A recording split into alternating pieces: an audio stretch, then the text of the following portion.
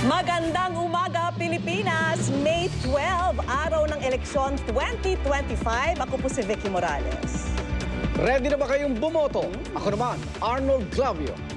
Kasama niyo kaming magbabantay. Ako si Atom Araulio. Ito po ang Eleksyon 2025!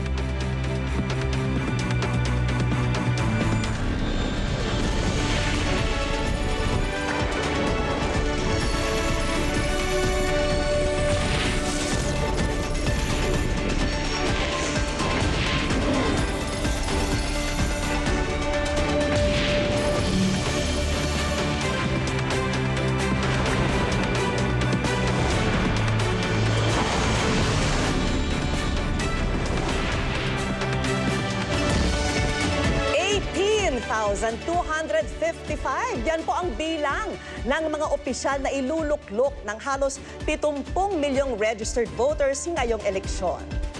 Nagsimula ng early voting para sa mga senior citizen, persons with disability at mga buntis. Ganap na alas 5 ngayong umaga.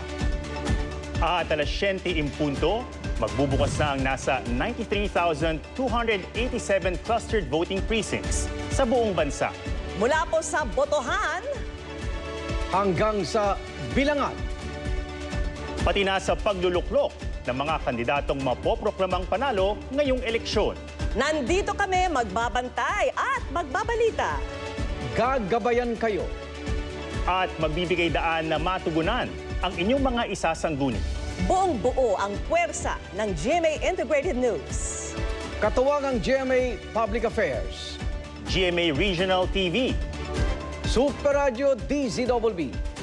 GMA News Online, At GMA New Media.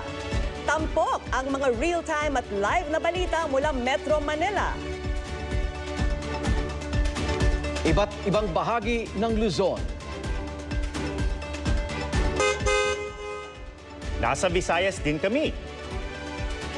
Hanggang sa Mindanao. Sama-sama tayo ngayong Eleksyon 2025.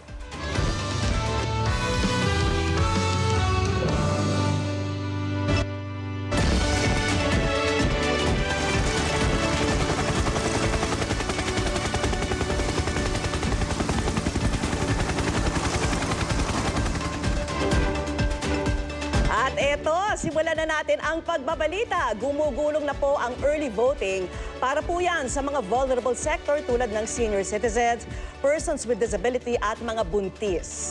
Nakatutok tayo sa mga maagang boboto sa Metro Manila, Cavite, Ilocos Norte, Cebu City at sa Davao City.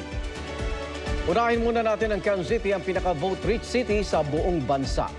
Nakabantay doon si Ivan Mayrina. Ivan?